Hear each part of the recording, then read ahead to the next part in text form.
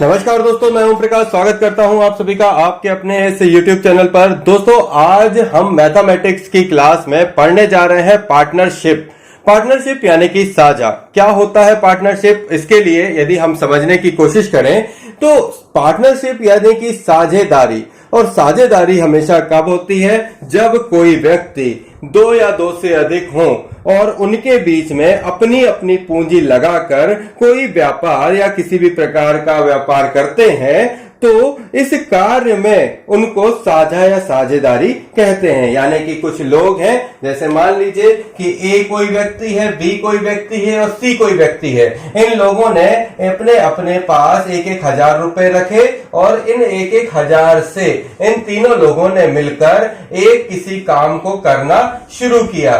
ये काम जो है, इन काम को, इस व्यापार को, है ना, इस काम को, इस व्यापार को ही क्या कहेंगे कि ये उसका पार्टनरशिप में किया गया काम है। अब इस चीज से दो बातें होंगी, या तो व्यक्ति को हानि होगी या तो व्यक्ति को लाभ प्राप्त होगा। तो ये लाभ कैसा प्राप्त होगा? लाभ भी उसे इन तीनों को होगा और हानि भी इन तीनों को होगी। ठीक है, तो पार्टनरशिप के प्रश्न जब हमारे को एग्जाम में आते हैं तो वो कुछ किस प्रकार से होते हैं कि जब भिन्न भिन्न पूंजियां समान समय के लिए लगा दे, है ना, ये व्यक्ति जो है समान पूंजी लगाए या भिन्न भिन्न पूंजी लगाए। जब भिन्न भिन्न पूंजियां लगाएंगे तो भाई किसी का कुछ प्रॉफिट, भाई 1,000 रुपए पे सबको इक्वल प्रॉफिट बन रहा है, पर यही बंदा अपना 2,000 रुपए लगा दे तो इनका जो प्रॉफिट बनेगा इससे ज्यादा बनेगा या कम बनेगा? तो इनका जितना प्रॉफिट बनेगा उतना इस अकेले का बनेगा, है ना। तो इस प्रकार से कह सकते हैं कि भिन्न भिन्न पूंजियां अलग अलग समय पर लगाई जाए या एक समय लगाई जाए, है ना। जब भिन्न भिन्न पूंजियां भिन्न भिन्न समय पर लगाई जाए, जब लाभ को बराबर बांट दिया जाए या जब हानि को बराबर बांट दिया जाए या लाभ का बंटवारा बराबर हो जाए, ये सभी प्रकार अब हम इस साझा यानी साझेदारी या की पार्टनरशिप में देखेंगे। तो सवाल जो उठेंगे वो बहुत ही सिंपल होंगे, बस आपको करना ये है कि बने रहना है हमारे साथ। और सबसे मुद्दे की बात कि इसको सीखने के लिए करना पड़ेगा आपको शेयर, सब्सक्राइब और लाइक। तो चलिए शुरू करते हैं हमारे इस चैप्टर को, जिसका नाम है साझेदारी या पार्टनरशिप।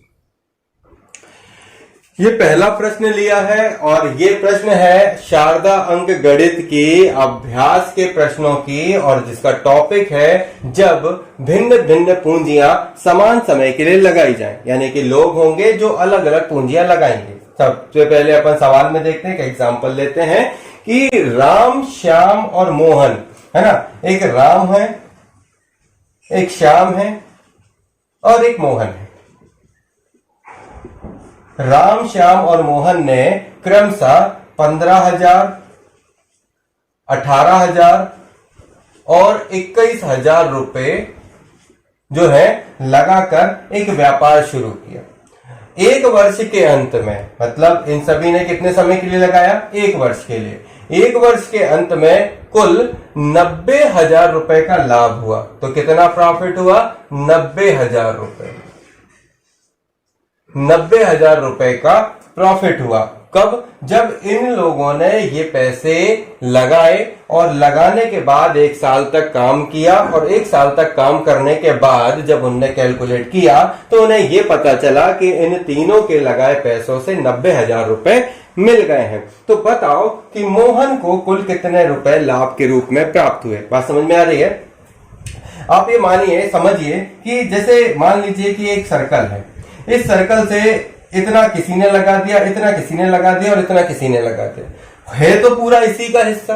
तो मैंने एक बात आपको बताई थी कि जब भी आपको किसी भी क्रम में, मतलब देखा जाए कि किसी पूरी एक यूनिट के कुछ कुछ हिस्से बताए जाए, भाई सब लोगों ने मिलके एक काम शुरू किया है, तो इस काम का हिस्सा है एक 15,000 रुपए, एक 18,000 रुपए, 21,000 रुपए। ये इस काम का हिस्सा है जिसमें लोगों ने हिस्सेदारी अपनी दी, और इससे हिस्सेदारी को करने के बाद उन्हें या तो प्रॉफिट होगा या लाभ होगा। तो इनको लाभ हुआ 90,000 रुपए, है ना। मैंने इसी तरीके से बताया था कि भाई कुछ लोग अपना पैसा इन्वेस्ट करेंगे, वो एक यूनिट होगी, है ना। इस पूरी चीज को करने के लिए ये जो इनका काम है, इस काम में इनने अपना पैसा लगाया, इनने अपना पैसा लगाया, तो ये सब लोगों ने क्या है लगाया तो इस चीज से है ना। सब मिला ले तो ये हो गया। और ये कब हुआ, ये बना इनके अनुपात से। ये आपस में अनुपात हो गए ना भाई, इनका और इनका और इनका कुछ अनुपात होगा जो ये बना रहा होगा। आधी बात समझे? तो इन सबके योग के प्रॉफिट को यहां पर अपन ने लिख लिया। तो अब आती है बात कि इनके अनुपातिक विभाजन को करने के बाद अब देखो कि ये कितना, क्या ये आपस में कट सकते हैं? भाई देखो, ये 3 जीरो है, इसमें भी 3 जीरो है और इसमें भी 3 जीरो है। तो सबसे पहले तो ये 3 जीरो हट जाएंगे। अब बचा 15, 18 और 21। तो 3 5 15, 3 6 18 और 3 7 21। क्या इससे छोटा हो सकता है? नहीं हो सकता। नहीं हो सकता तो क्या हो सकता है? इनको जोड़ा जा सकता है। तो देखो, ये 6 और ये 6 12 और एक इसको दे दो तो 6 3 18। ये हो गया 18 और 18 एकम 18, 18 पंचे 90। तो कितना आ गया? एक काम जो है 1 बराबर 5000, मतलब एक काम की वैल्यू 5000 निकल आई। अब मैं ये 5000 यदि इनमें मल्टीप्लाई कर दूं तो मुझे टोटल वैल्यू पता चल जाएगी। तो 5 और 5 का मल्टीप्लाई करोगे तो 5 इंटू 5000 कर दें तो 25,000 रुपए किसको मिलेंगे? राम को मिलेंगे। और 6 पंचे 30,000 रुपए किसको मिलेंगे? ये मिलेंगे श्याम को। और मोहन का पूछ रहा था तो 7 पन्ना 35,000 रुपए किसका हिस्सा है? मोहन का। बात समझ में आ गई? मोहन भाई 7,000 रुपए 35,000 रुपए जो है अपना, जितना ज्यादा पैसा देगा तो ज्यादा प्रॉफिट मिलेगा। तो मोहन को कितने कुल रुपए प्राप्त हुए? तो मोहन को जो है 35,000 रुपए प्राप्त हुए। तो क्या ये करने में कहीं डिफिकल्टी है? नहीं है। तो बस इनको ध्यान रखिए कि हमारे जो प्रश्न है वो बिल्कुल सिंपल ट्रिक पर आधारित है। बस इनको आपको करते हुए आगे बढ़ना है और बेहतरता जब ही आएगी जब प्रैक्टिस आप लगातार करते चलेंगे। तो अब आते हैं अगले प्रश्न पर। बने रहिए हमारे साथ, चैनल को करिए लाइक, शेयर और सब्सक्राइब। साथ बने रहने के लिए धन्यवाद। अगले क्वेश्चन को देखते हैं। अगले प्रश्न पर आते हैं और इसको समझते हैं कि रीता, गीता और सीता ने क्रमशः क्या किया? रीता, गीता और सीता, इन तीनों ने क्रमशः 10,000,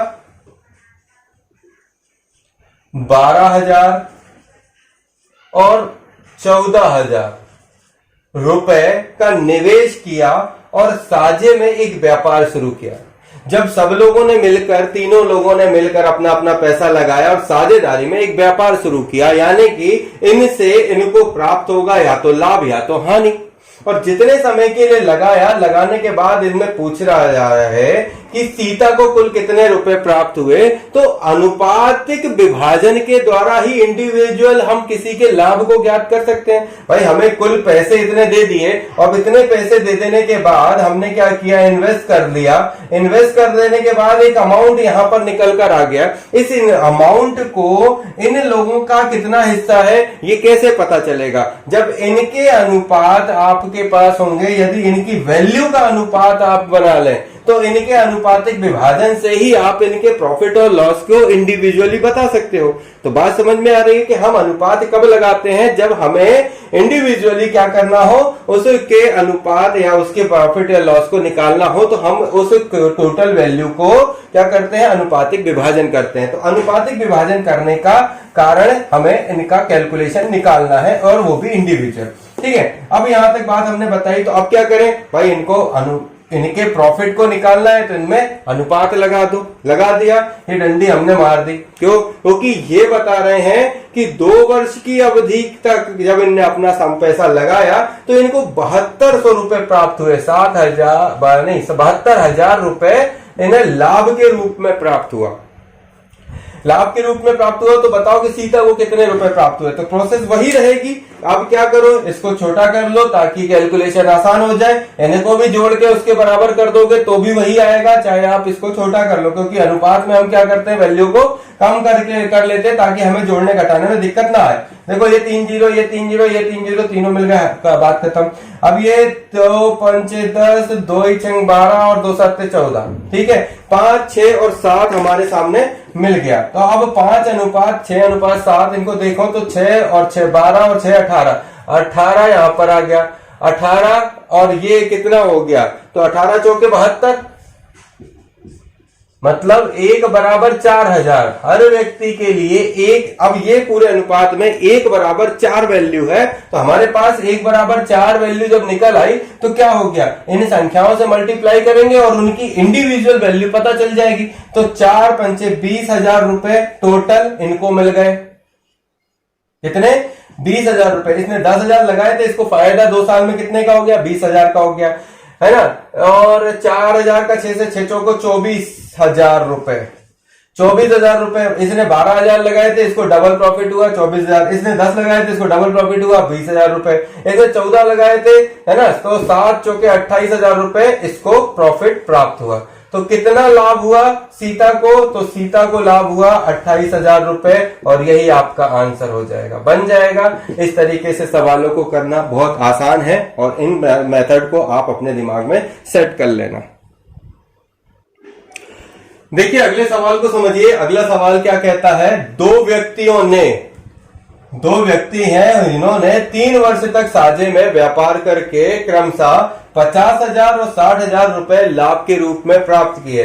यदि पहला व्यक्ति 20,000 रुपए निवेश करता है तो दूसरे व्यक्ति का निवेश बताओ। एक सिंपल सी बात है, यहां पर समझो।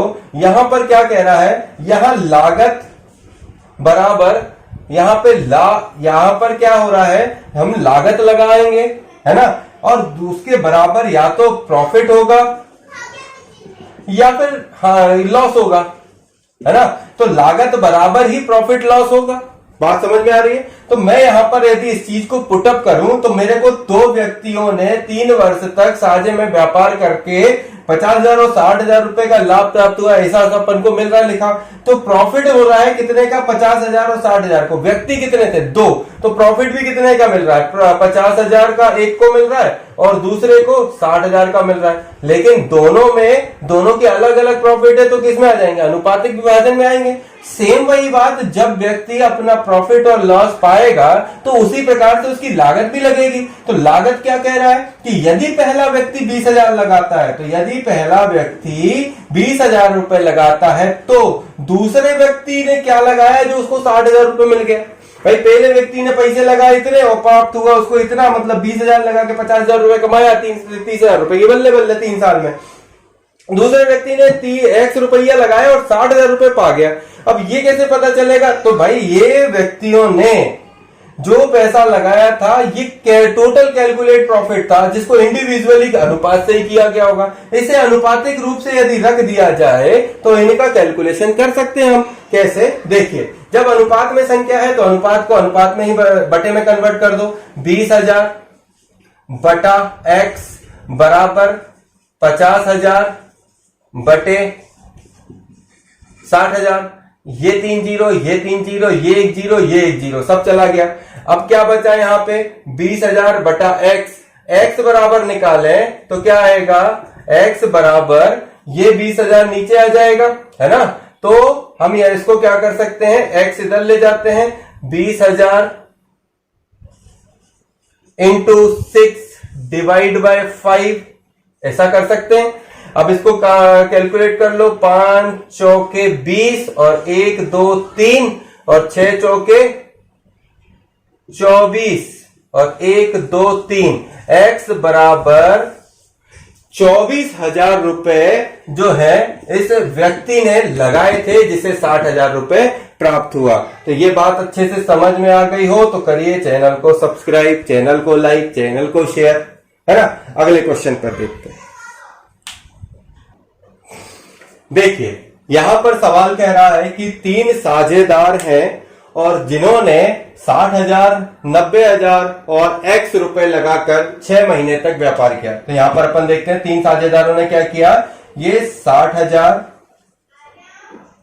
90,000 और x रुपए लगाकर व्यापार किया 6 महीने तक। यदि अवधि के अंत में मतलब 6 महीने कंप्लीट होने तक प्रत्येक को क्रमशः 30,000, 45,000 और 40,000 का लाभ प्राप्त हो तो बताओ x का मान क्या होगा। देखो, अनुपात जब हमने पढ़ा था तब हमने एक बात बताई थी कि ये क्रमशः होते हैं जिस हिसाब से हमें दिया है कि 60,000 वाले को 30 का प्रॉफिट हुआ, 90 को इतना हुआ, इसको इतना हुआ। तो जब मैं अनुपात बना रहा हूं तो अनुपात के कैलकुलेशन के लिए मुझे जरूरत है डेटा की। अब ये जो जरूरत है उसमें मुझे x की वैल्यू निकालनी है, तो या तो मैं इस 6 को इस 30 से कैलकुलेट कर लूं, या इस 90 को इस 45 से कैलकुलेट कर लूं, और इस x को 40 से कैलकुलेट कर लूं। तो मुझे बराबर करने के लिए सबसे पहले तो एक x जरूरत है जिसे निकालना है, और x का रिलेशन कितने से है, 40 से, क्योंकि यही तो इसका वैल्यू है जो कि इसको फायदा हुआ है। भाई अनुपात के जो अवधि के अंत में इनको जो क्रमशः लाभ हुआ है वो x को 40 लाभ हुआ है, तो x अनुपात 40 यानी कि x बटे 40 कर लूं बराबर। अब जो ये मेरे पास संख्या है या तो 60 या तो 90, इनके किसी भी एक को लेकर मैं इसका कैलकुलेशन करूंगा तो वैल्यू फाइंड हो जाएगी। तो मैं 60 को रख लेता हूं, 1 2 3, 60,000 का फायदा कितना था, 30,000 रुपए।